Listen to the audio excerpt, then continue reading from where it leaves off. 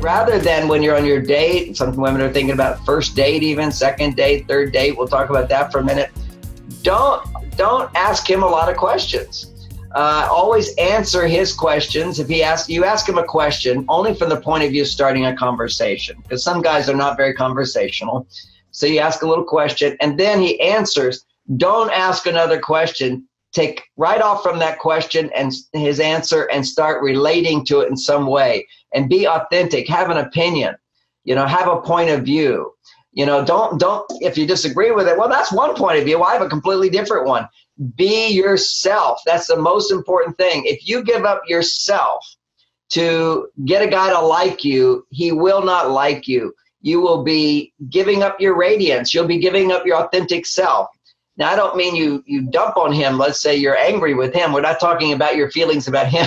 We're talking about just your thoughts about life. So you might say, did you go to the Giants game, and he goes, oh my gosh, the Giants are so fantastic and whatever. And you say, I went to a game the other day. I was driving in my red car. We parked in the parking lot. It was on the third story. I couldn't believe how hard it was to get to my seats. And there was this gigantic crowd. And along the way, we decided to get hot dogs. Have you ever had hot dogs at that place? I mean, really, it's like such a long line. And I don't even know what's in those hot dogs anymore. You see what I'm doing? I'm giving too much information. I'm telling you, that's what you should do. Men really appreciate too much information. It lessens the load on them of having to come up with conversation, and it gives him a chance to experience who you are.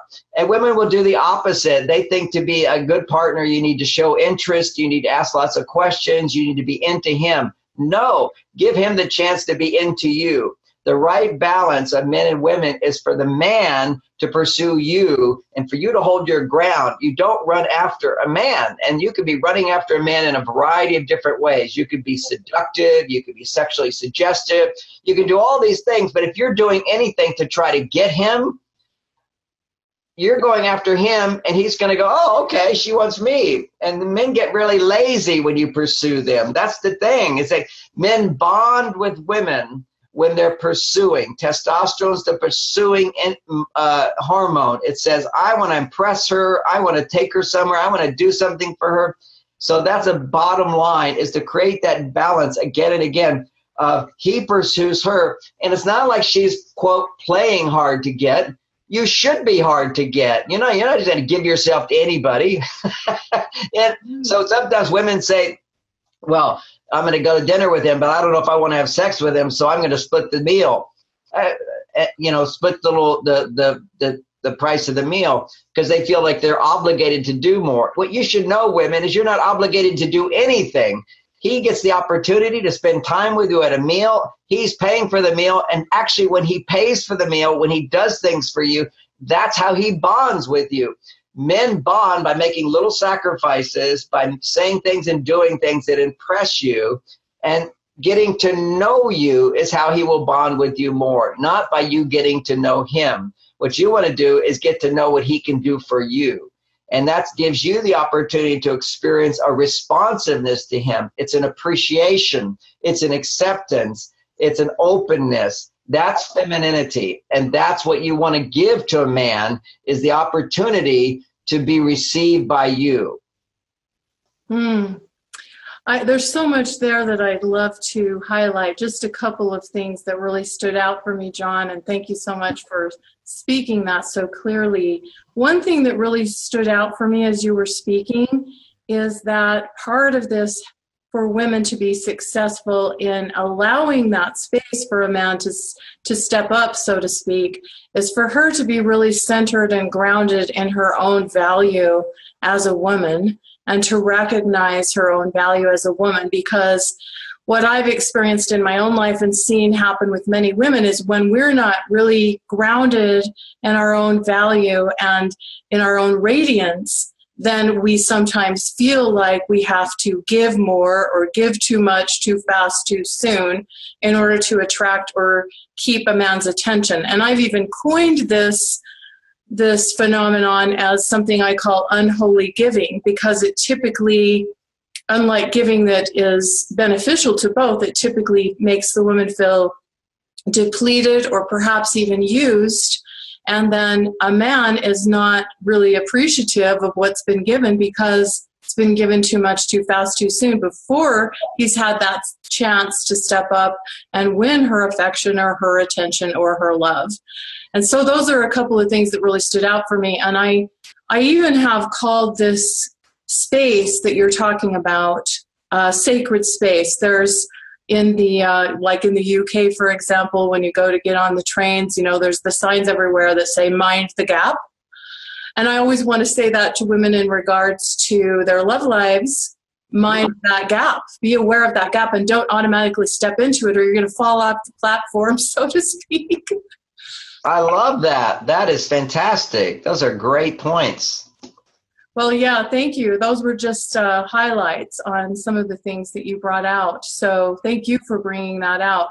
So, John, I know... I'd like to talk more about mind the gap. I think that's a brilliant image for people to have. You know, you get to that gap, you fall in. Now, what's the gap? It's this distance between you and this guy, and it's a distance that he can cross.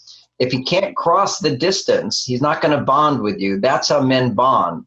And women, when you cross the gap, he doesn't bond with you. He pulls away. It produces, on a hormonal level, it's basically going to produce more oxytocin. See, whenever I'm receiving, my estrogen goes up, my oxytocin goes up, and I go, oh, that feels really good. I like that. What else can you do for me? And my testosterone goes down. I go into kind of a passive mode.